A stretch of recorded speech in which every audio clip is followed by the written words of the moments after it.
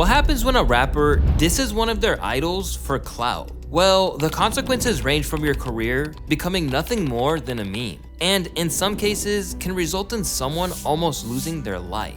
However, when it comes to complex relationships in rap, there's only a few that can rival that of Kanye West versus Drake. At the outset of his career, Drake was open about the love he had for Kanye, and even told MTV that he was the most influential people in terms of music that he has ever heard of. Thankfully, Ye seemed to see Drake's potential early on, and even directed his music video for his classic hit song, Best I Ever Had. Unfortunately, the video was labeled as misogynistic, and was eventually pulled, quickly putting them in a weird place. Still, Kanye and Drake began their relationship with a lot of respect for each other. The positive vibe continued up to Drake's debut album, Thank Me Later, where Kanye even helped out by giving Drake a hit song with Find Your Love. Considering he grew up on Ye and owed more to 808s and Heartbreak than any other project, Drake tried to keep things on good terms at first. He didn't even allow himself to feel some type of way when Kanye abruptly took him off all of the lights, where Drake would say, quote, "I can never sit here and tell you that's not one of my idols, that's not one of my favorite rappers. Whatever energy I've ever felt is irrelevant. When you ask me, what do I think of Kanye West, I'ma always have something positive to say." But this feeling wouldn't last long for Drake. As Drake's star began to skyrocket to a point that it almost rivaled Ye's, he got a little bolder and started firing shots of his own, even claiming that Jay-Z and Kanye had stolen the concept of their 2011 album Watch the Throne from himself and Lil Wayne. We still gotta do that album. Yes. I heard some other guys are coming out with an album too.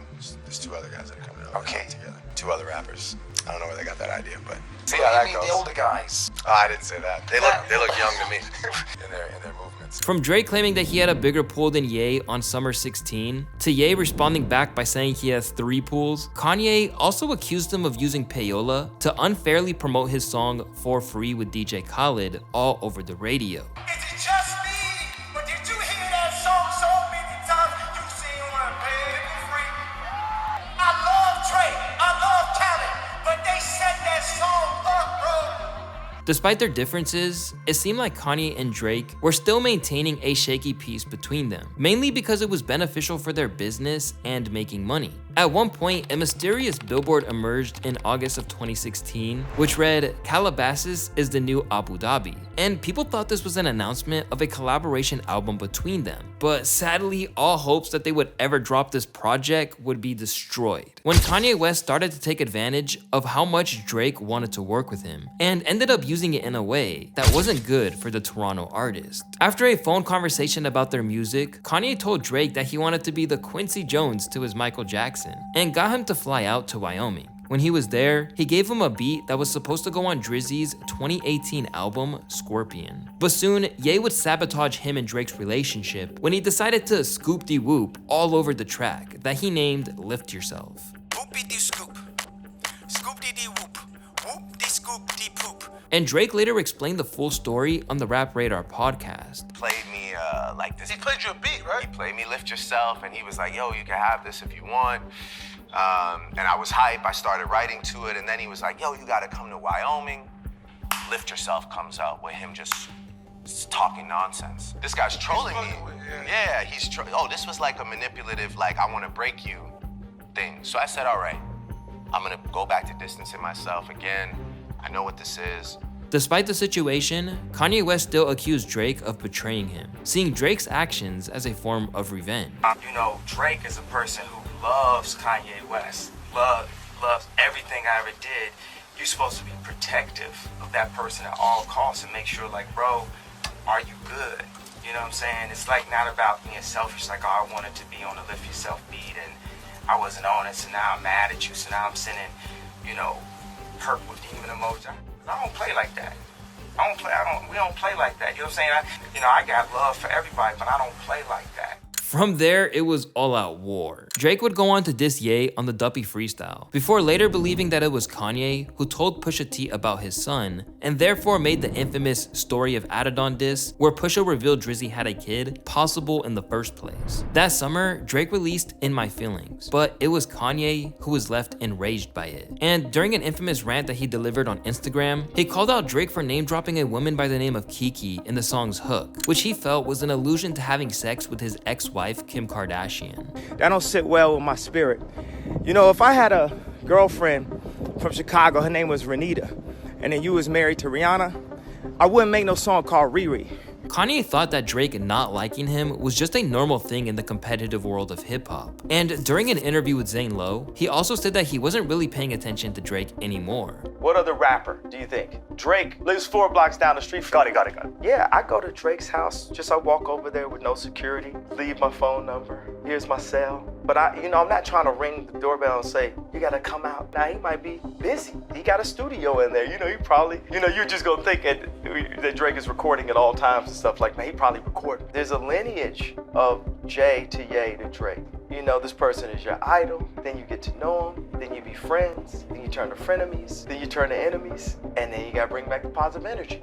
Now, I think more about Bernard Arnault than I think about Drake, because he might have thought he got culture by taking Virgil, but it's like, no, now you're having to pilfer from my territory. They did me a favor, but I tell you what, now Bernard Arnault is my new Drake. Well, I'm an ordained minister. If he want me to, when he finally get married, I'll show up like, Aubrey, we done had our ups and downs.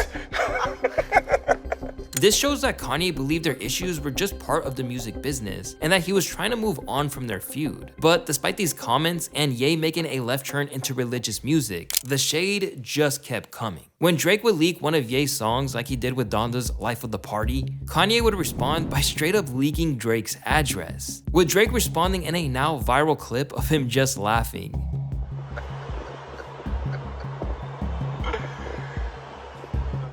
Then, after a brief moment where Drake's OG Jay Prince got them on good terms again for the Free Larry Hoover concert in Los Angeles, Drake would then decide to post album art for his next single, Search and Rescue, which looked alarmingly like Kim Kardashian, and even sampled her voice on the track. I didn't come this far just to come this far and not be happy. Now, even with Ye basically fighting on all fronts due to turning the public against him over his anti-Semitism and also his net worth plummeting like crazy, Drake still can't stop kicking him while he's down. I like to fit it hat with the blue tee. Yeah, I feel you, dog. You look good. Even though you got those Yeezys on, you still look good. Dissed on her losses Circo Loco, even after Kanye had given him his flowers numerous times, Drake carried on the assault on For All the Dogs' 8 AM in Charlotte, saying, "You dudes are obsessed with me and it's not on no hetero vibe. Handle beef so quiet you think I'm letting it slide. Next thing you know, we're tiptoeing past enemy lines. I'll probably hold a grudge against you till I'm 75. He then mocked the situation that Ye finds himself in today and made some threats in the process. You forced a lot of fake love when real ones stood in your face. That's why you got deserted by all your friends like pudding and cake. I got you on camera bowing down, but the footage is safe. Thank God, another USB to put in the safe."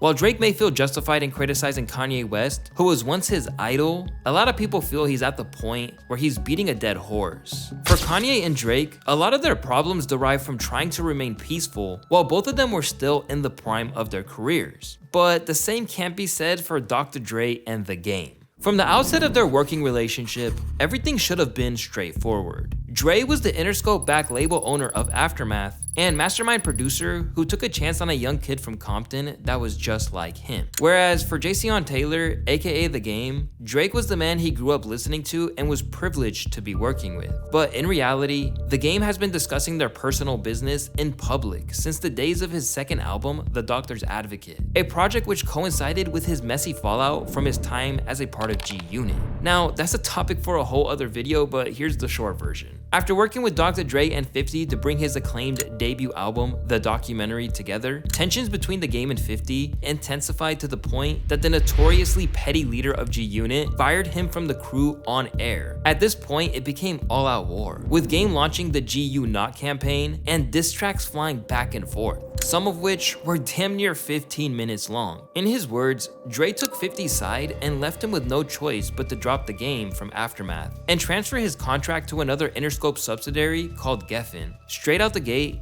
Game discussed this on his sophomore album on tracks like It's Okay One Blood, where he would describe himself as the heir to the Aftermath dynasty. Game held this grudge for Dre over the years, but acknowledged that their relationship was never straightforward. Sometimes Dre pissed me off, man. I got nothing but love for Dre, man.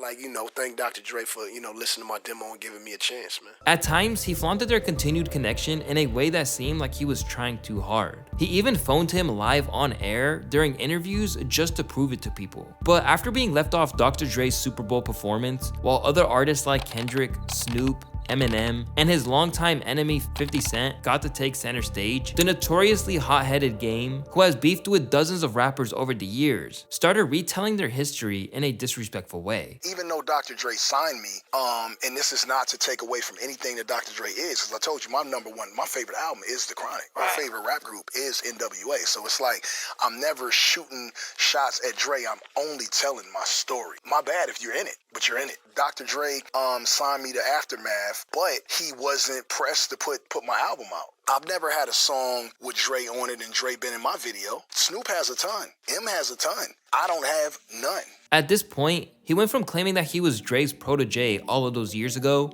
to basically acting like he was never appreciated. The Game's bitterness kept mutating to the point that he was claiming he was a better rapper than Dre's true protege, Eminem, and saying wild things like this after he dropped Easy with Hit Boy and Kanye. Crazy that Ye did more for me in the last 2 weeks than Dre did for me my whole career. A claim that really ruffled some feathers. It led people who were there at the time, such as G-Unit's Tony Yayo, to combat what he said. That's why, like, no disrespect, when you see Game say, yo, Dre never did nothing for me. I remember Dre being in the studio and giving you them hits, bro. You know what I'm saying? I remember you was in a little studio to the big studio. Left out on a limb by himself, Game later admitted to Just Blaze in an interview that after everything he said, his relationship with Dre is probably paper shredded. As time went by without a single response from Dre, the Game realized he'd taken things a little too far and began to walk back his claims about his mentor.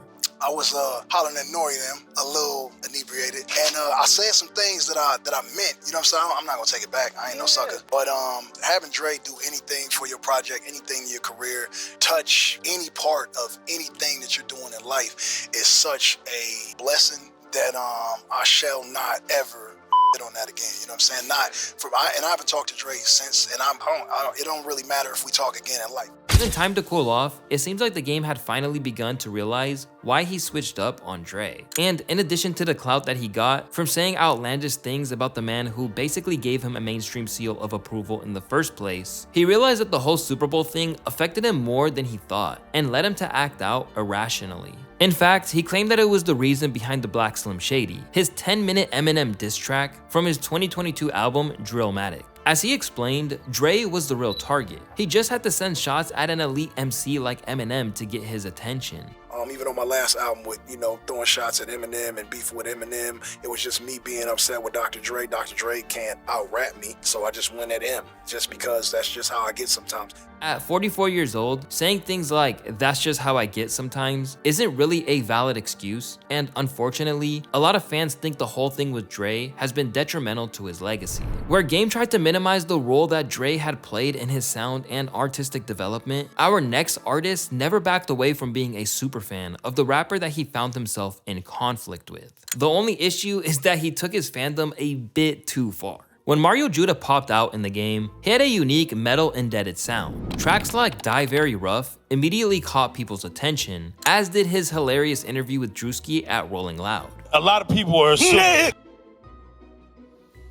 that's gotta be racist. There's no way. But what a lot of people don't know is that before he was an artist in his own right, Mario Judah was a Playboi Carti stan. So when he got some fame of his own, he decided to use it to feed into one of the internet's most ongoing memes of the time, which was, "When is Carti going to drop Whole Lotta Red?" This album eluded people for years, and with every leak that came out, it seemed like it got further and further away.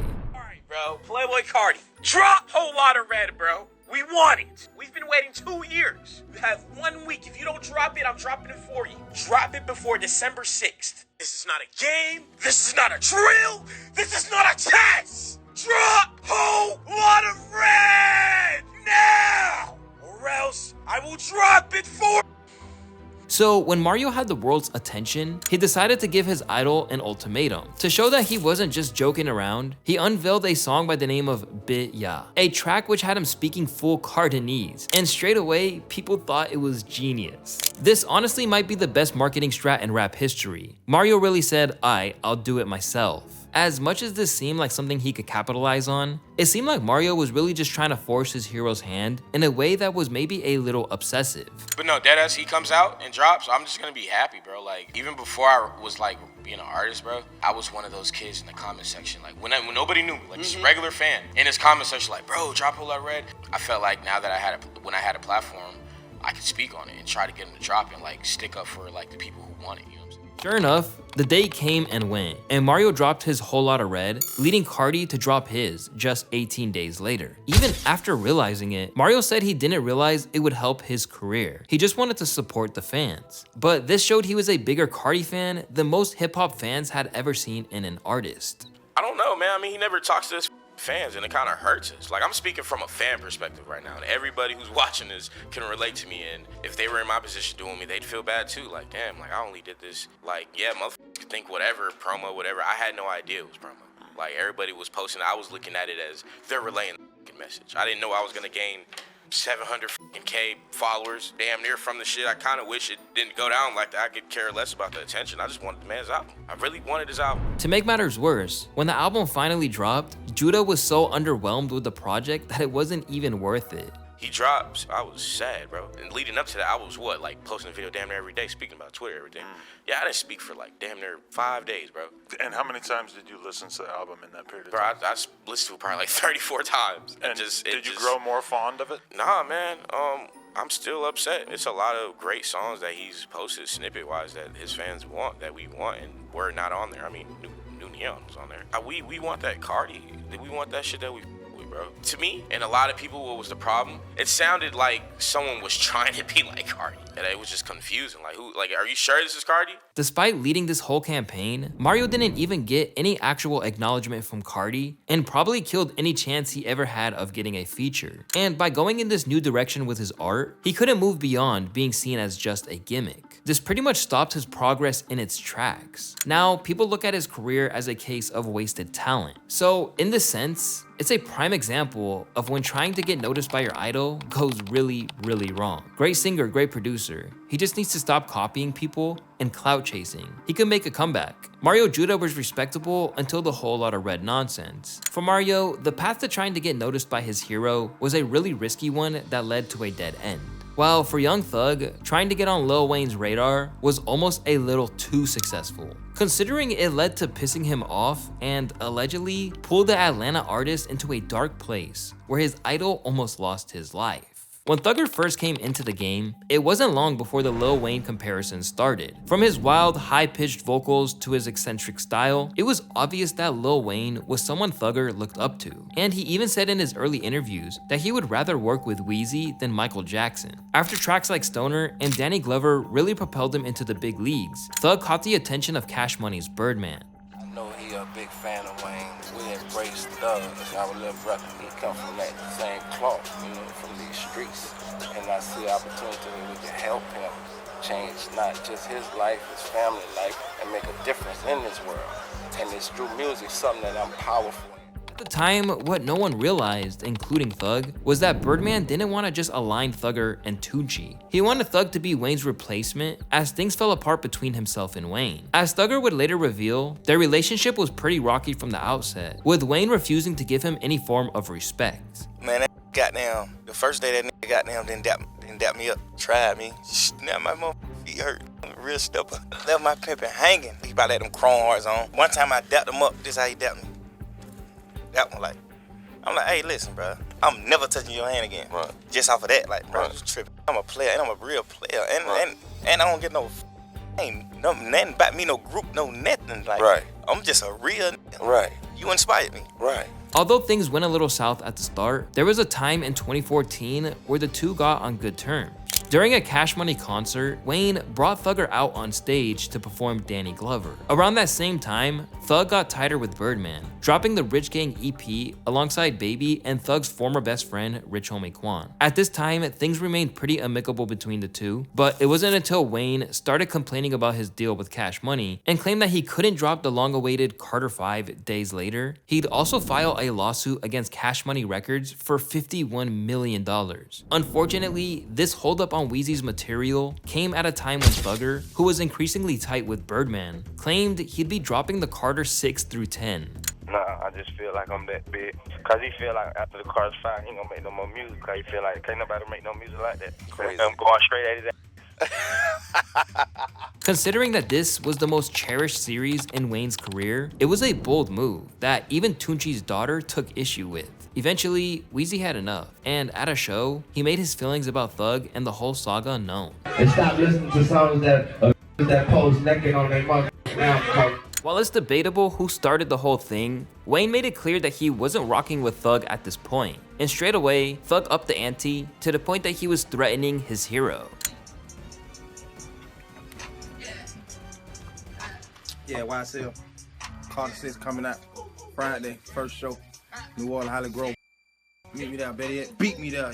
Opting to launch the project in Wayne's literal hometown, Thug unsurprisingly got booed while at the same time, he raged online about having to change the record's name to Barter 6 after claiming that Wayne threatened to sue him. That same evening, back in Atlanta where Thug is from, gunfire erupted as Lil Wayne was heading to his tour bus after a concert. Shortly after, it came out that the main suspect, Pee Wee Roscoe, had connections to Thug. And then, when Pee Wee was arrested, Thug started an online campaign calling for his release. We finna start this Free Roscoe campaign, man. I need everybody in this motherfucking world to say free Roscoe.